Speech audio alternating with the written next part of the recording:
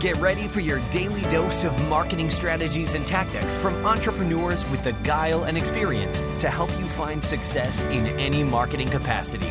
You're listening to Marketing School with your instructors, Neil Patel and Eric Su.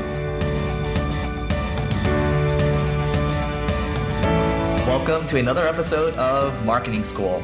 I'm Eric Su. And I'm Neil Patel. And today we're going to talk about how to create a target prospect list. So this can be somebody that you're looking to reach out from a sales perspective. You could be looking to do a contest with them, or you can be looking to make a list of people that you want to, let's say you find their emails and you want to just go retarget them on LinkedIn. You want to retarget them on Facebook, right? Because you can add those custom audiences in, but just keep in mind that's against the terms. But people do it anyway. One thing I'll suggest starting right out the gate is there's a tool called Find That Email. That's a good way to, and we might actually be doing a giveaway for this one soon. So stay tuned. But Find That Email is really good at finding email addresses and better than some of the other tools that we've been using. So we use it to create, outreach lists for SEO purposes and then also for reaching specific people. Yeah. So the whole point of creating a target prospect list, and I've done this in the past for a lot of my startups. If you're in the B2B world, right, B2C doesn't usually use this as much. If you're in the B2B world, you'll notice that, hey, you can generate inbound leads through SEO and content marketing and all this stuff. But a lot of times it's not the right customer. So you end up getting all these leads, your sales guys waste time on it, and they don't close, or if they close, they churn or they cancel right away. Now, the purpose of creating a target prospect list is if marketing can go out there, create a hit list of all the customers that are relevant, and then once they become a lead, pass it over to sales. Now the sales team is focusing on leads that are very relevant towards the business. They have a much better chance of closing and continually paying over the long haul. So the key that I found with doing this is look at your competition and try to find all their customers. You can actually pay companies on Upwork to go and figure out who's using your competitor products, and they'll create a hit list for you. If you're a JavaScript-based solution, there's companies out there that'll just go see which websites have your competitor's JavaScript, then email you a list of all of those people, and then you can just try to target them one by one. But doing things like that will give you a rough idea of who you should be targeting. And then once you have the list, marketing should be shooting them some emails. It should be targeting them with remarketing pixels when they send them emails. That way it follows around on the web. Or creating advertising campaigns on LinkedIn, targeting those specific companies or people, or uploading their email list to, let's say, Facebook and doing targeted ads. So when you do this kind of stuff, you may be paying a lot in advertising, but it's actually pretty cheap because the list is so targeted that if you close one of those customers, the ROI is high.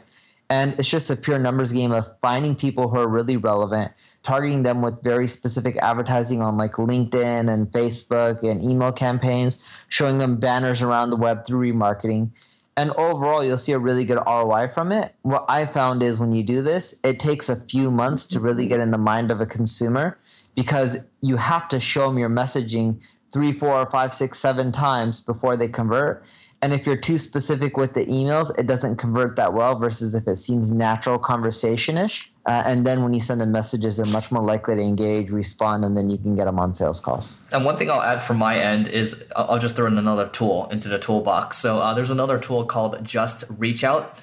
And this is a tool that's really good at finding, let's say you're looking for a specific journalist, right? Let's say you're writing about business, for example. It's going to help you find the right business journalist, or it could be something around food, for example, right? Or whatever it is. A lot of people struggle to find, these right journalists that are super busy all the time, and getting the right emails to reach out to is tough, right? And the thing is, most people, will go out to PR firms, but sometimes it's just easier to, take care of it initially yourself and then maybe figure out the process and hand it off to somebody else. I will say, just reach out, the couple times that I've tested it and I still have an account right now. It just makes my life a lot easier, and it finds the right people quicker. So it saves me time, and it gets me to yes faster. And another tool to check out is Datanize. If you're a JavaScript-based solution or your competitors are, it'll show you everyone who's using your competition. Perfect. And then I think what you can do as well down the road. So I definitely Datanize is in there, and then let's say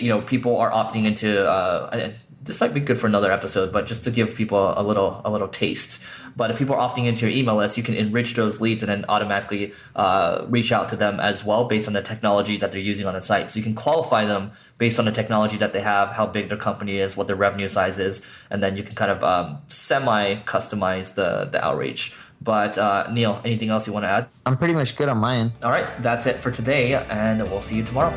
This session of Marketing School has come to a close. Be sure to subscribe for more daily marketing strategies and tactics to help you find the success you've always dreamed of. And don't forget to rate and review so we can continue to bring you the best daily content possible. We'll see you in class tomorrow, right here on Marketing School.